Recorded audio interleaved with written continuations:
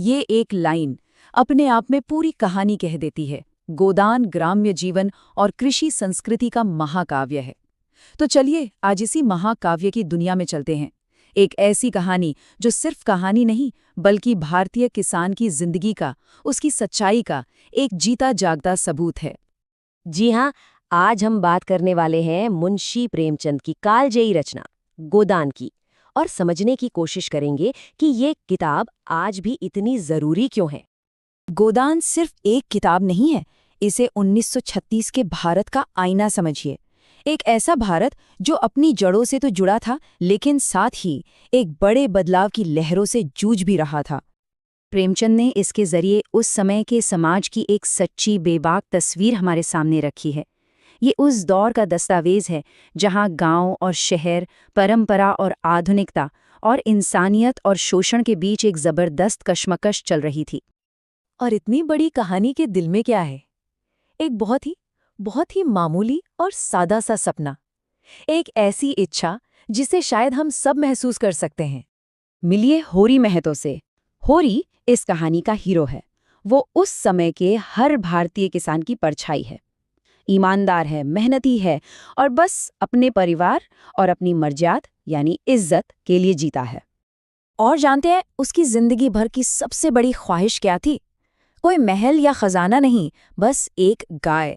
सुनने में कितना छोटा सा सपना लगता है ना, लेकिन इसके पीछे का मतलब बहुत गहरा था।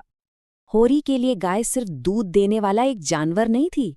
नहीं, गांव में गाय का होना मतलब सामाजिक प्रतिष्ठा यानी इज्जत की निशानी थी। ये एक धार्मिक सुकून देती थी कि मरने के बाद मोक्ष मिलेगा। और सबसे बड़ी बात, गाय एक बेहतर कल की उम्मीद थी। होरी की इस दुनिया में उसकी सबसे बड़ी ताकत है उसकी पत्नी धनिया। देखिए, जहां होरी चुपचाप सब कुछ सह लेता है, सिस्टम के आगे झुक जाता है, वहीं धनिया वो अन्याय के खिलाफ खड़ी हो जाती है। वो सवाल करती है, लड़ती है। सच कहें तो धनिया इस कहानी की सबसे मजबूत आवाज है। लेकिन होरी का ये सीधा साधा सपना एक बहुत बड़े और बेरहम जाल में फंस जाता है। एक ऐसा सिस्टम, एक ऐसी व्यवस्था जो किसान को कभी सिर उठाने ही नहीं देना चाहती थी। तो आखिर ये सिस्टम था क्या? देखिए, इसके 4 मजबूत खंभे थे।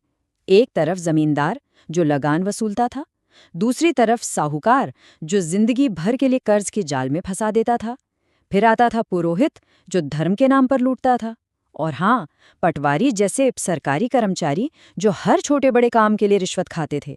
मतलब चारों तरफ से किसान को निचोड़ने का पूरा इंतजाम था। और ये शोषण सिर्फ गांव तक ही नहीं था। गांव में तो कर्ज और परंपरा का सीधा शोषण था ही, लेकिन शहर में एक नया और भी बेरहम शोषण इंतजार कर रहा था, फैक्ट्रियों का, जहां इंसान की कीमत मशीन से भी कम थी। होरी का परिवार इन दो दुनियाओं के बीच बुरी तरह पिस रहा था।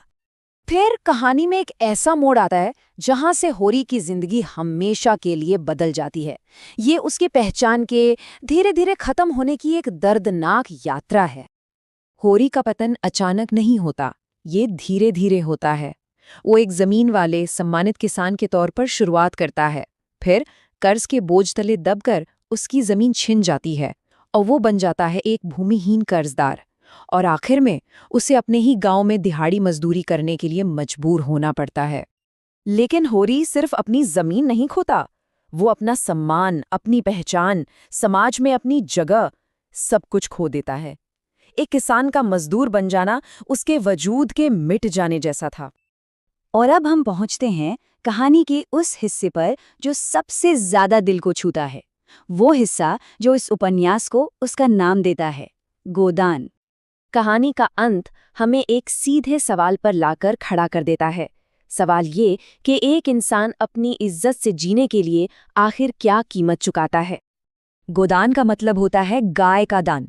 ये एक रस्म है जो किसी के मरने पर की जाती है ताकि उसकी आत्मा को शांति मिले, उसे मोक्ष मिले। और यही तो होरी का जिंदगी भर का सपना था।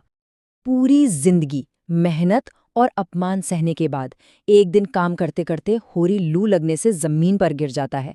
उसके आखिरी शब्द उसकी पूरी जिंदगी का दर्द बयां कर देते हैं। वो हार चुका था, पूरी तरह से टूट चुका था। और तभी हिंदी साहित्य का शायद सबसे यादगार और दर्दनाक सीन आता है। होरी की सांसें थम चुकी हैं और पुरोहित आके गोदान के लिए गाय मांगता है। तब धनिया अपनी साड़ी के पल्लू में बंधे होरी के आखिरी मेहनत के 20 आने निकालती है और पुरोहित के हाथ पर रखते हुए कहती है, महाराज, घर में न गाय है, न बछिया, न पैसा। यही पैसे हैं, यही इनका गोदान है। तो सवाल उठता है कि लगभग 100 साल पुरानी ये कहानी आज भी इतनी ताज़ा, इतनी ज़रूरी क्यों लगती है? आखिर क्यों आज भी गोदान हमारे दिलों को छू जाता है? वो इसलिए क्योंकि होरी की कहानी सिर्फ एक किसान की नहीं है, ये हर उस इंसान की कहानी है जो एक अन्यायी सिस्टम के खिलाफ अपनी गरिमा और इंसानियत को बचाने के लिए लड़ता है। और ये लड़ाई आज भी दुनिया के हर कोने में जारी है। और आखिर में गोदान हमें एक बहुत गहरे सवाल के साथ छोड़ जाता है। इस गैर बराबरी वाली दुनिया में हम किसी इंसान के जीवन की कीमत कैसे तय करते हैं? उसके पैसे से या उसके चरित्र, उसकी ईमानदारी और उसके संघर्ष से? यही वो सवाल है जो गोदान को हमेशा के लिए एक महान रचना बनाए रखता है।